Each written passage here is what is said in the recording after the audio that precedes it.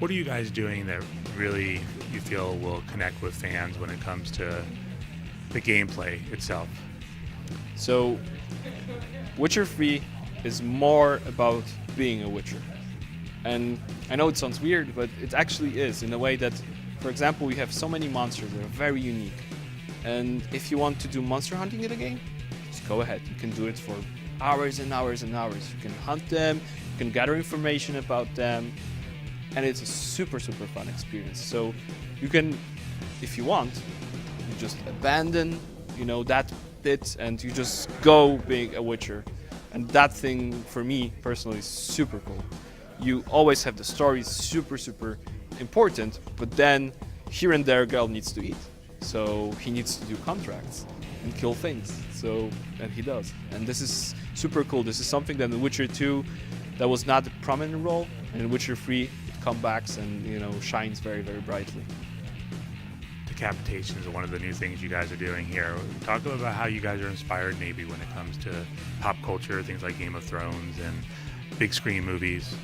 So obviously we're all the people, working CDP are geeks, and we watch all the movies, all the TV series, read all the books, the comics, and it's really hard to tell what was, the one inspiration, but it's a really, really good place to be because, years ago when you told somebody, yeah, we're doing a mature fantasy game, it's like, what?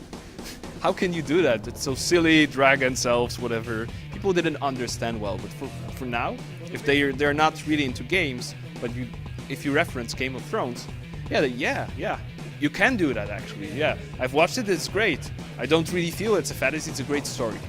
And this helps us a lot in many ways because we can say, yeah, it's kind of, the feeling that you would have for good story. And it's not necessarily needs to be a fantasy, a sci-fi, whatever. It's just a good story.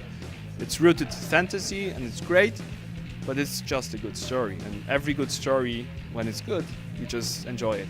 And it's a really, really great time to be because you have those classical things like Lord of the Rings, Hobbit, those kind of things. We love them. We love them very, very deeply. But you also have the different approach like Game of Thrones, and you can try to reference that in a way that people would understand even though they're not gamers.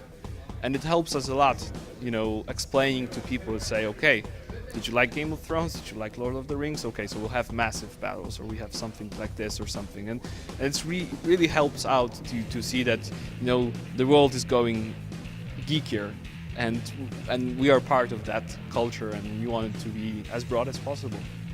Speaking of broad, there's nothing broader than television. I understand there was a Witcher TV show a long time ago in Poland, but what potential do you see with that moving forward with the popularity of things like Game of Thrones and